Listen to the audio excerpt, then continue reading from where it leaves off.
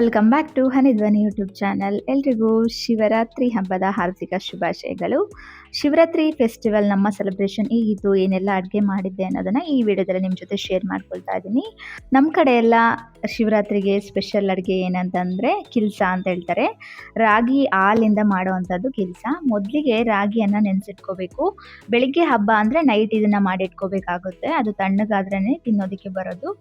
ಅದಕ್ಕೋಸ್ಕರ ನಾನೇನು ಮಾಡಿದ್ದೆ, ಬೆಳಿಗ್ಗೆ ನೆನೆಸಿಟ್ಟಿದ್ದೆ ರಾಗಿಯನ್ನು. 1/4 ಲೋಟ ಅಷ್ಟು ರಾಗಿಯನ್ನು ನೆನೆಸಿಟ್ಕೊಂಡಿದ್ದೀನಿ. ನೈಟ್ ನಾನೇನು ಮಾಡ್ತಾ ಇದ್ದೀನಿ, ಮೊದಲಿಗೆ ನೆನೆಸಿಟ್ಕೊಂಡಿರುವಂಥ ರಾಗಿನ ಒಂದ್ಸರಿ ವಾಶ್ ಮಾಡಿಕೊಂಡು ಈ ಥರ ಜಾಲಿಸ್ಕೊಳ್ತೀನಿ. ನೀರು ಹಾಕ್ಕೊಂಡು ಒಂದು ಚಿಕ್ಕ ಬೌಲಲ್ಲಿ ಜಾಲಿಸ್ಕೋಬೇಕು. ಯಾಕಂದರೆ ಈ ಥರ ಸ್ವಲ್ಪ ಚಿಕ್ಕ ಚಿಕ್ಕ ಕಲ್ಲು ಮಣ್ಣು ಎಲ್ಲ ಇರುತ್ತೆ. ಕಂಪ್ಲೀಟಾಗಿ ಎಲ್ಲ ಜಾಲಿಸ್ಕೊಂಡು ಆಗಿದೆ ಇವಾಗ. ಅಂದರೆ ಕಂಪ್ಲೀಟ್ ಕ್ಲೀನ್ ಮಾಡ್ಕೊಳ್ಳೋ ಥರ ಅದೆಲ್ಲ ಮಾಡ್ಕೊಂಡು ಆಗಿದೆ ಇವಾಗ.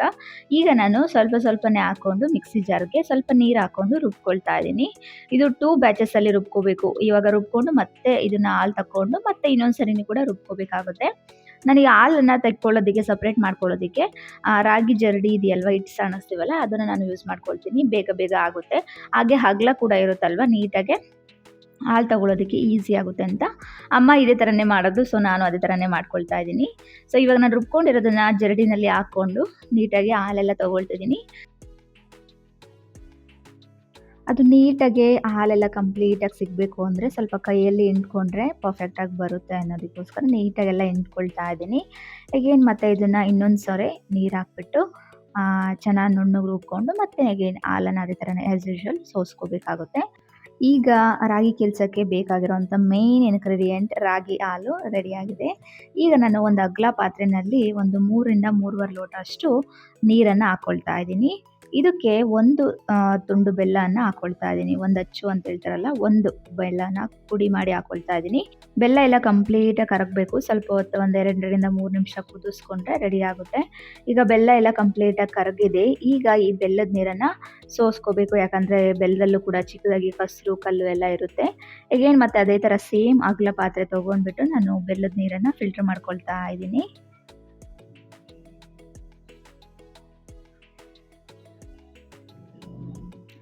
ಈಗೇನು ಮತ್ತೆ ಪಾತ್ರೆ ಟ್ರಾನ್ಸ್ಫರ್ ಮಾಡಿದಾದ್ಮೇಲೆ ಮತ್ತೆ ಕುದಿಯಕ್ಕೆ ಬಿಡಬೇಕು ಸ್ವಲ್ಪ ಬೆಲ್ಲದ ನೀರು.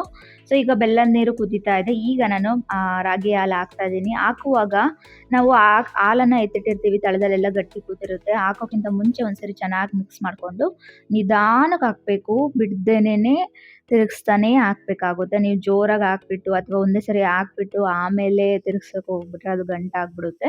ಸೊ ಸ್ವಲ್ಪನೇ ಹಾಕ್ಕೊಂಡು ನಿಧಾನಕ್ಕೆ ಕರೆಕ್ಟ್ ಕನ್ಸಿಸ್ಟೆನ್ಸಿ ಆಗುತ್ತಾ ಇಲ್ಲ ಅಂತ ನೋಡಿಕೊಂಡು ಸ್ವಲ್ಪನೇ ಹಾಕೋಬೇಕಾಗುತ್ತೆ. ಮಕ್ಕಳಿಗೆಲ್ಲ ರಾಗಿ ಮಾಲ್ಟ್ ಅಂತ ಮಾಡ್ತೀವಿ, ಅದೇ ಕನ್ಸಿಸ್ಟೆನ್ಸಿನಲ್ಲಿ ಬರಬೇಕು.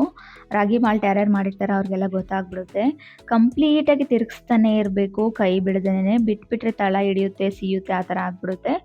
ಒಂದು 10ರಿಂದ 15 ನಿಮಿಷ ಮಿನಿಮಮ್ ಬೇಯಿಸ್ಕೋಬೇಕಾಗುತ್ತೆ. ಕಂಪ್ಲೀಟ್ ಲೋ ಫ್ಲೇಮಲ್ಲೇ ಇಟ್ಕೊಂಡು ಬೇಯಿಸ್ಕೊಳ್ತಾ ಇದ್ದೀನಿ ನಾನು. ಸೊ ಈಗ ಚೆನ್ನಾಗಿ ಬೆಂದಿದೆ ನೋಡಿ, ಕರೆಕ್ಟ್ ಕನ್ಸಿಸ್ಟೆನ್ಸಿ ಇದೆ. ಈ ಕನ್ಸಿಸ್ಟೆನ್ಸಿ ಇದ್ದರೆ ಕೆಲಸ ಕರೆಕ್ಟ್ ಪರ್ಫೆಕ್ಟಾಗಿ ತಿಕ್ಕಾಗಿ ಬರುತ್ತೆ. ಈಗ ನಾನು ಒಂದು ತಟ್ಟೆ ತೊಗೊಂಡಿದ್ದೀನಿ, ಅಗಲ ತಟ್ಟೆ. ಅದಕ್ಕೆ ಸ್ವಲ್ಪ ಎಣ್ಣೆ ಅಥವಾ ತುಪ್ಪ ಯಾವುದಾದ್ರೂ ಹಾಕ್ಕೋಬೇಕು. ಇವಾಗ ನಾನು ಎಣ್ಣೆ ಸ್ವಲ್ಪ ಹಾಕ್ಕೊಂಡು ಗ್ರೀಸ್ ಮಾಡಿಕೊಂಡು ಹಾಕ್ಕೊಳ್ತಾ ಇದ್ದೀನಿ. ನೀವು ಸ್ಟವ್ ಆಫ್ ಮಾಡಿದ ತಕ್ಷಣ ಪಟ್ಟ ಅಂತ ಬೇಗನೆ ಹಾಕ್ಕೋಬೇಕಾಗುತ್ತೆ. ನೀವು ಸ್ಟವ್ ಆಫ್ ಮಾಡಿ ಸ್ವಲ್ಪ ತಣ್ಣಗಾಗಲಿ ಅಥವಾ ನಿಧಾನಕ್ಕೆ ಅಂತ ವೆಯ್ಟ್ ಮಾಡಿದ್ರೆ ಅಲ್ಲೇ ಪಾತ್ರೆನಲ್ಲೇ ಗಟ್ಟಿ ಆಗೋ ಚಾನ್ಸಸ್ ಇರುತ್ತೆ. ಸೊ ಪಟ್ಟ ಅಂತ ಬೇಗ ಹಾಕ್ಬಿಡ್ಬೇಕು. ಮತ್ತು ಹಾಕಿದ ತಕ್ಷಣವೇ ನಾವು ಗಸಗಸೆ ಮತ್ತು ಕೊಬ್ಬರಿಯನ್ನು ಹಾಕ್ಕೊಳ್ತಾ ಇದ್ದೀನಿ. ಗಸಗಸೆ ಕೊಬ್ಬರಿ ಹಾಕೋದ್ರಿಂದ ಟೇಸ್ಟ್ ಕೂಡ ಚೆನ್ನಾಗಿರುತ್ತೆ ಅಂತಲೇ ಹೇಳ್ಬೋದು. ಸೊ ಒಣ ಕೊಬ್ಬರಿ ತುರ್ದ್ಬಿಟ್ಟು ಹಾಕ್ಕೊಂಡಿದ್ದೀನಿ, ಹಾಗೆ ಗಸಗಸೆ ಕೂಡ ಹಾಕ್ಕೊಂಡಿದ್ದೀನಿ. ತಕ್ಷಣವೇ ಹಾಕ್ಕೋಬೇಕು, ಡ್ರೈ ಆದಮೇಲೆ ಅದು ಹಿಡಿಯೋದಿಲ್ಲ. ಬಿಸಿ ಇರುವಾಗಲೇ ಕೂಡ ಮೇಲೇ ಹಾಕ್ಕೋಬೇಕಾಗುತ್ತೆ. ಸೊ ಈಗ ಶಿವರಾತ್ರಿ ಸ್ಪೆಷಲ್, ನಮ್ಮೂರ ಕಡೆ ಸ್ಪೆಷಲ್ ರಾಗಿ ಕೆಲಸ ರೆಡಿಯಾಗಿದೆ. ತುಂಬಾ ದೇಹಕ್ಕೆ ತಂಪು ಅಥವಾ ಹೆಲ್ದಿ ಅಂತಲೇ ಹೇಳ್ಬೋದು. ಈ ಸುಡೋ ಬಿಸಿಲಿನಲ್ಲಿ ಅಥವಾ ಬೇಸಿಗೆನಲ್ಲಿ ತಂಪಾಗಿ ಚೆನ್ನಾಗಿರೋವಂಥ ಹೆಲ್ದಿಯಾಗಿರೋವಂಥ ಊಟ ಅಂತಲೇ ಹೇಳ್ಬೋದು ಹಬ್ಬಕ್ಕೆ. ನೆಕ್ಸ್ಟ್ ಡೇ ಮಾರ್ನಿಂಗ್ ನಾನು ನೈಟ್ ಎಲ್ಲ ನೆಲ ಸಾರಿಸಿ ಸ್ನಾನ ಮಾಡಿ ಕೆಲಸ ಎಲ್ಲ ಮಾಡಿಟ್ಟಿದ್ದೆ.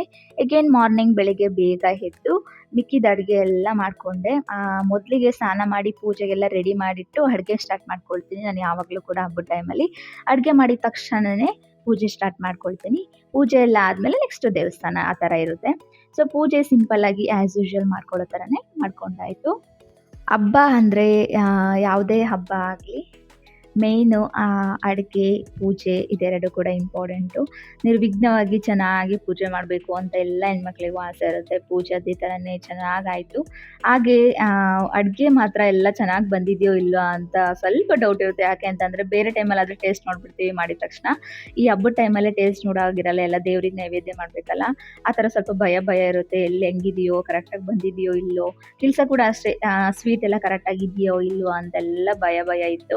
ಥ್ಯಾಂಕ್ ಗಾಡ್ ಎಲ್ಲ ಅಡುಗೆ ಚೆನ್ನಾಗಿ ಬಂದಿತ್ತು. ಹಾಗೆ ನಾನು ಇಲ್ಲಿ ದೇವರಿಗೆ ನೈವೇದ್ಯಕ್ಕೋಸ್ಕರ ಬಾಳೆಹಣ್ಣಿಂದು ರಸಾಯನ ಮಾಡ್ಕೊಳ್ತಾ ಇದ್ದೀನಿ. ಬಾಳೆಹಣ್ಣು, ಡ್ರೈ ಫ್ರೂಟ್ಸ್ ಹಾಕಿ ಸ್ವಲ್ಪ ಜೇನುತುಪ್ಪ ಹಾಕ್ಬಿಟ್ಟು ರೆಡಿ ಮಾಡ್ಕೊಳ್ತಾ ಇದ್ದೀನಿ. ಹಾಗೆ ಮಾರ್ನಿಂಗ್ ಕಿಲ್ಸ ನಾನು ಕಟ್ ಮಾಡ್ತಾ ಇದ್ದೀನಿ. ಇವಾಗ ಎಷ್ಟು ಪರ್ಫೆಕ್ಟಾಗಿ ಬಂದಿದೆ ಅಂದರೆ ಈಸಿಯಾಗಿ ಕಟ್ ಮಾಡ್ಬೋದು, ಹಾಗೇ ಕೈಯಲ್ಲೇ ತೆಗಿಬೋದು, ಅಷ್ಟು ನೀಟಾಗಿ ಬಂದಿದೆ.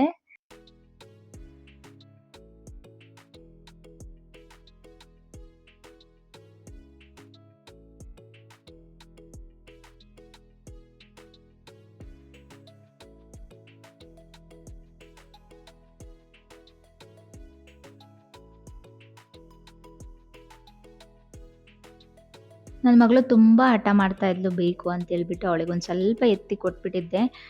ದೇವರು, ಮಕ್ಕಳು ದೇವರಿದ್ದಾಗಲೇ ಅಲ್ವಾ ಅಂತೇಳ್ಬಿಟ್ಟು ಅವಳು ಕೇಳ್ತಾ ಇದ್ಲು ಕೇಕು ಕೇಕು ಅಂತ. ಕೇಕ್ ಥರ ಇದ್ದಿದ್ದಕ್ಕೆ ಅವಳಿಗೆ ಸ್ವಲ್ಪ ಕೊಟ್ಬಿಟ್ಟಿದ್ದೆ ಫಸ್ಟು.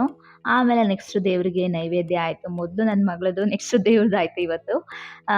ದೇವರಿಗೆ ನೈವೇದ್ಯ 2 ಕೂಡ ಮಾಡಾಯಿತು. ಬಾಳೆಹಣ್ಣಿನ ರಸಾಯನ ಹಾಗೆ ಮಾಡಿದಂಥ ಎಲ್ಲ ಅಡುಗೆನೂ ಕೂಡ ನೈವೇದ್ಯ ಮಾಡಿ ಪೂಜೆ ಕಂಪ್ಲೀಟಾಗಿ ಆಯಿತು. ಹಬ್ಬ ಅಂದರೆ ಏನು ಖುಷಿ ಅಂದರೆ ಎಲ್ಲರೂ ಕೂಡ ಒಟ್ಟಿಗೆ ಇರ್ತೀವಿ, ಪೂಜೆ ಮಾಡೋದು, ಹಾಗೆ ಒಟ್ಟಿಗೆ ಎಲ್ಲರೂ ದೇವಸ್ಥಾನಕ್ಕೆ ಹೋಗೋದು, ಒಟ್ಟಿಗೆ ಕೂತು ಎಲ್ಲರೂ ಊಟ ಮಾಡ್ತೀವಲ್ಲ, ಅದೇನೋ ಒಂಥರ ಖುಷಿ ಕೊಡುತ್ತೆ ಎಲ್ರಿಗೂ.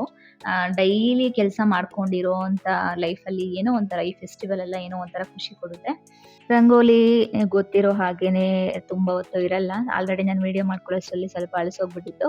ಇವತ್ತು ನಾನು ಹಬ್ಬಕ್ಕೆ ಏನೇನು ಮಾಡಿದ್ದೆ ಅಂತಂದರೆ ಮೆಂತ್ಯ ರೈಸ್ ಮಾಡಿದ್ದೆ, ಕೋಸಂಬರಿ ಮಾಡಿದ್ದೆ, ಹೆಸರುಬೇಳೆ ಕೋಸಂಬರಿ, ಹಾಗೆ ಹೆಸರುಕಾಳು ಪಲ್ಯ ಮಾಡ್ಕೊಂಡಿದ್ದೆ, ಮೊಸರನ್ನ ಮಾಡ್ಕೊಂಡಿದ್ದೆ, ಹಾಗೆ ಬಜ್ಜಿ ಮತ್ತು ಹಪ್ಳ ಎಲ್ಲ ಮಾಡಿದ್ದೆ.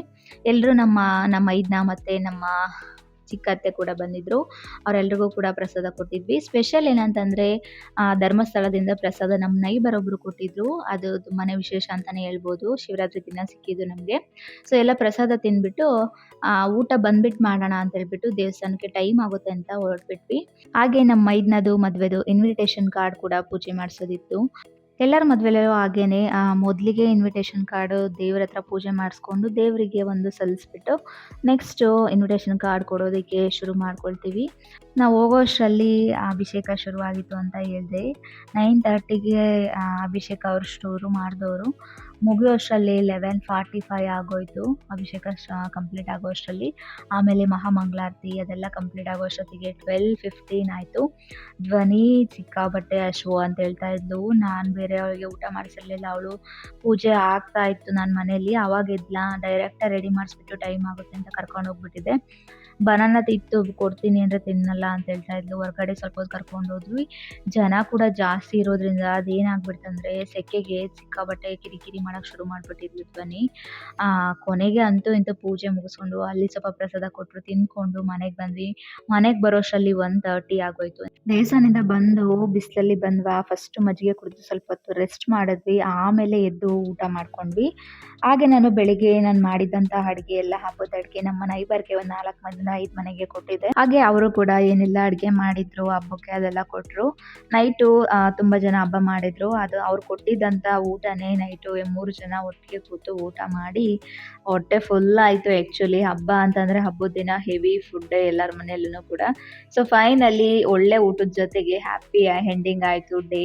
ಸೊ ನಿಮ್ಮ ಶಿವರಾತ್ರಿ ಹಬ್ಬ ಕೂಡ ಚೆನ್ನಾಗಾಯಿತು ಅಂತ ಭಾವಿಸ್ತೀನಿ. Thank you for watching.